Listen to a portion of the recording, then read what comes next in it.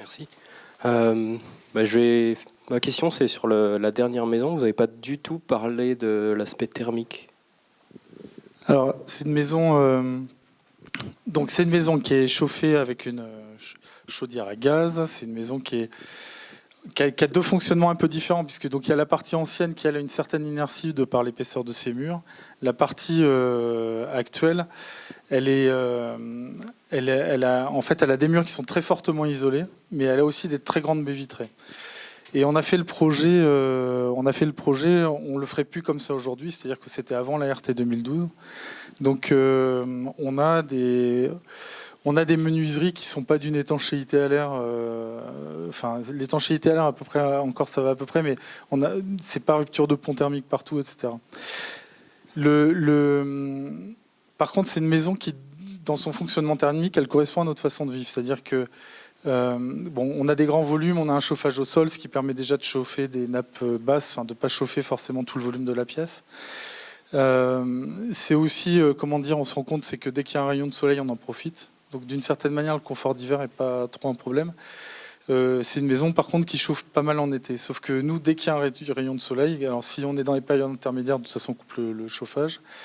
Et c'est surtout qu'on ouvre tout. Et comme il y a le patio qui est au nord, et donc on a des grands coulissants là sur la façade au sud. Ça fait que c'est une maison qui se ventile en très peu de temps. Enfin, on rentre s'il fait chaud, on ouvre tout. Et de toute façon, on vit comme ça, on vit avec tout ouvert dès qu'il fait un peu beau. Donc voilà, c'est un peu comme ça qu'elle fonctionne. Alors, elle a les performances thermiques, elles sont, je ne sais pas si ça vous parlera, il y a un R de 6 pour les murs, de 8 pour la toiture, donc c'est assez fort. Mais malgré tout, on a aussi beaucoup de déperditions, mais on a aussi beaucoup d'apports. Ce qui fait qu'à l'arrivée, je n'ai pas fait un bilan précis sur le chauffage, mais notre consommation n'a pas explosé alors que la maison a doublé de taille. Et après, je ne parle pas du volume, puisqu'en fait, au-delà de la surface, on a un volume qui est important. C'est aussi une maison qu'on avait fait je ne sais pas si on l'aurait fait comme ça si des gens nous l'avaient demandé, parce que nous on connaît notre façon de vivre. Ça veut dire qu'il faut accepter de rentrer, qu'il fasse par exemple effectivement très chaud dans la maison et de se dire ok, j'ouvre tout, puisque au pire à Nantes il fera, comme c'est la maison ventile bien, il fera jamais plus chaud que dehors, et à Nantes c'est a priori supportable, me semble-t-il. Merci. Est-ce qu'il y a une autre question ?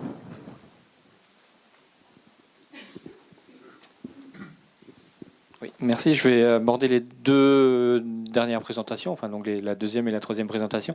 C'est en termes de voisinage, de volume. Les deux me semblent assez volumineuses par rapport à la proximité des voisins. Quelles ont été les difficultés éventuelles par rapport à ces deux projets, pardon.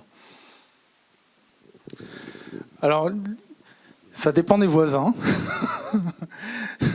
Alors en fait, nous on a une situation un peu particulière parce que donc si on regarde la maison, si on se met face à la maison à droite, on a un voisin mais qui en fait accède à chez lui par un tout petit couloir, et on a un autre voisin qui accède à chez lui un tout petit couloir parce qu'on a des parcelles en drapeau.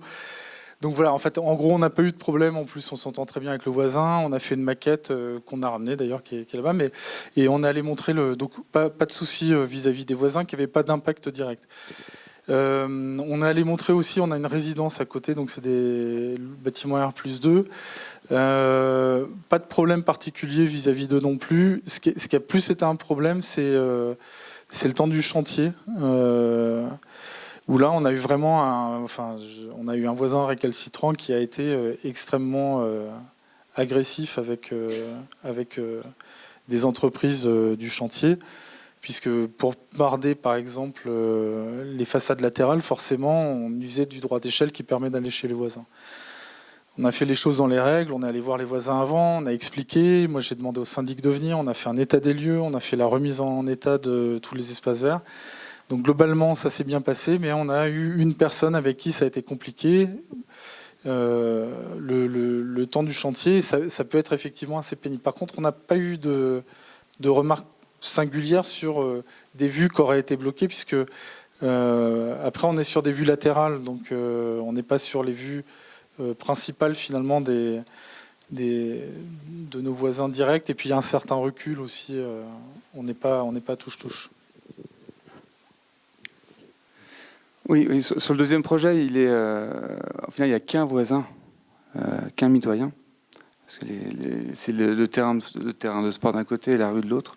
Donc le principe, c'est plutôt de se protéger de ces voisins-là.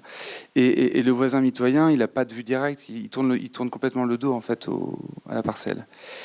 Après, c'est un projet qui est radicalement différent au niveau même de son mode de fonctionnement. C'est-à-dire qu'il est très fermé, le deuxième projet, il est très peu ouvert. Il est plutôt là comme un élément de fermeture que d'ouverture. L'idée, c'est de refermer un espace plutôt que de l'ouvrir, parce qu'en réalité, le contexte n'est pas très intéressant dans notre cas. Donc voilà. Après, ce que je conseille, et ce qui est quasiment tout le temps fait à mes clients, c'est un référé préventif avant travaux, juste avant démarrage de travaux.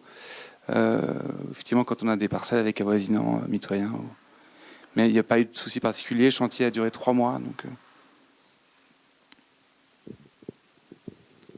En fait, ce qui est amusant, c'est que nous, on a un voisin qui a construit, qui a commencé très peu de temps après qu'on ait emménagé. Et lui était, entre guillemets, un peu embêté à l'idée qu'éventuellement, du coup, ça crée des vues chez nous, mais on pourrait vivre aux Pays-Bas. En fait, on s'en fiche complètement. Enfin, cette ouverture, le pendant, c'est si les gens voient chez nous, ils voient chez nous, c'est pas très grave. Donc voilà. Est-ce qu'il y a une autre question? Oh, bien.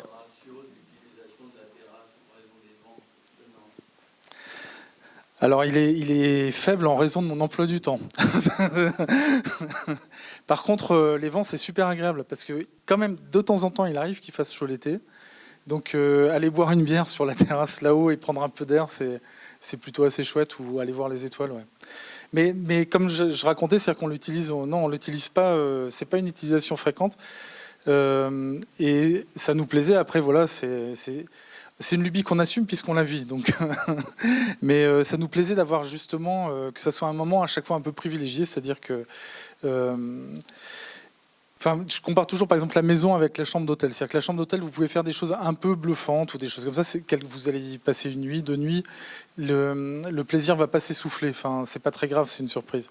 Bon, dans la maison, vous jouez avec d'autres choses. Vous jouez avec le quotidien, la qualité de la distribution, le rapport des vues, la façon dont la lumière arrive. Comment elle va varier dans la journée, mais aussi comment elle va varier en fonction des saisons, ce que vous ne verrez pas dans une chambre d'hôtel. Et donc, je dirais que d'une certaine manière, on s'est gardé un peu pour moi, je le vois comme ça, c'est un lieu un peu surprise dont on n'a pas épuisé le charme parce qu'on n'y va pas tous les jours, quoi, voilà. Bonsoir. J'avais une question. L'un comme l'autre, vous avez utilisé une ossature métallique, ce qui n'est pas forcément courant pour des extensions, et notamment dans le premier projet de poignée de châtaigne. J'aurais voulu savoir pourquoi est-ce que vous aviez recours à ce système constructif-là, et notamment parce que pour des raisons budgétaires, c'est pas forcément la solution qu'on retient.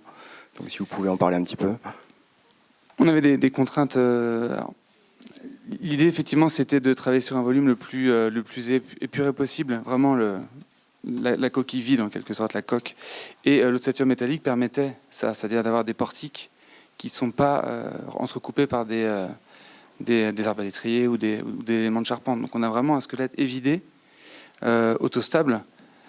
En bois, c'est possible, mais dans des épaisseurs plus importantes, donc qui mordent davantage sur la partie intérieure. Et c'était aussi pour avoir l'idée, on a un double vocabulaire et 2 matières dans le projet. Et que on a à la fois sur l'extérieur autant les bardeaux de bois, mais à la fois les lignes très soulignées par les éléments métalliques c'est ce qui fait, selon moi, la qualité du projet. Elle est là, elle est dans ces détails-là. Et le métal, il ne devait pas se résumer non plus à ça. Il avait aussi un rôle structurel. Donc il a les 2 rôles, quoi. À la fois la structure et à la fois la gestion des détails et le bois de la même manière, quoi. Il y a vraiment un travail sur les 2 matières, quoi. Et en même temps une finesse, quoi, qu'on n'aurait pas pu avoir en bois. Alors nous on l'a utilisé parce que ça permettait d'avoir une certaine finesse. On a, par exemple, au niveau de l'entrée, il y a un porte-à-faux qui a l'air de rien posé un peu de problème au bureau d'études structure qui était par ailleurs habile. Mais oui, ça a réellement permis de faire des choses avec une certaine finesse.